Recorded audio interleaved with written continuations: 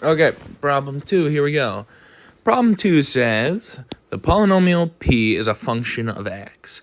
The graph of p has 4 zeros. It has these zeros at -5, -3/5, 0, and 8. All right, so what does that mean?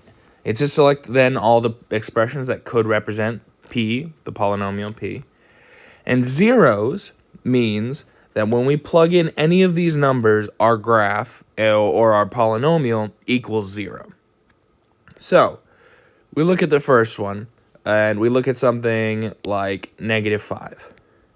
If I plug in -5, what do I then have to do to it to get to 0?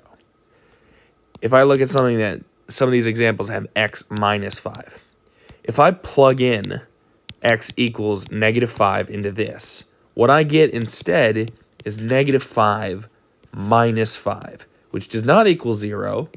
Does not equal 0. Instead, it equals -10. So the way to cancel out this, oddly enough, is to sort of flip the sign.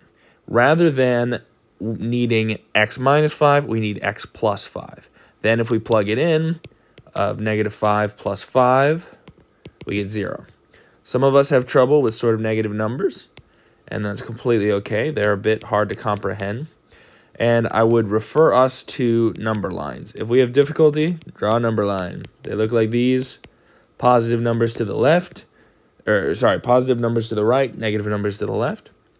And here we start at -5, right here, and we add 5. That goes to the right. 1, 2, 3, 4, 5. So, despite the fact that we started at -5, we end up at 0. If we add 5 from here, it's still going to the right. That adding and subtracting are never going to go different directions. It's just whether something's negative or not. Great. So, that sort of flipping the sign completely makes all of these true, right? You multiply them so that if any of them go to 0, the entire thing goes to 0. And so let's flip the signs of each of these, right? This is -3/5, x plus 3/5. Bam, easy. All right, we'll come back to this 0. Positive 8, so x minus 8. What do we do with x equals 0? Do we do x plus 0? Do we do x minus 0? I mean, you could do either, because 0 is neither positive nor negative, but it's safe to just put a little x out in front. Now, important to note here, out of all these options that we have, didn't mean to open that.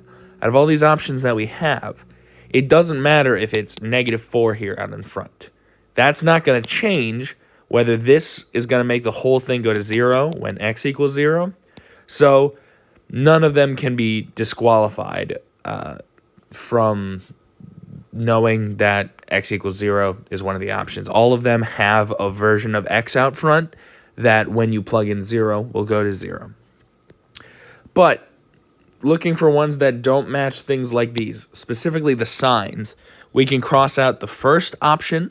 We can cross out the fourth option. All right, so we got 5 options here. 1, 2, 3, 4, 5.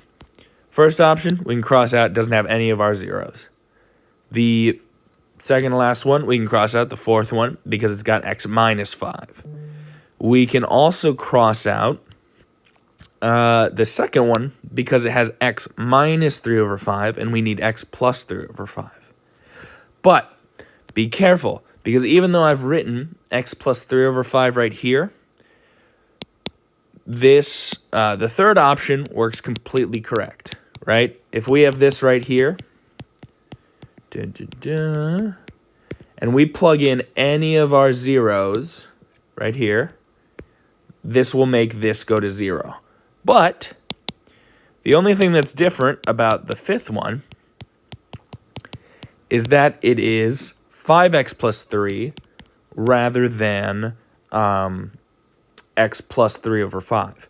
And also, there's not the 2 in front, but I already talked about that. Doesn't matter. If I plug in -3/5 here, I get 5 times -3/5 plus 3.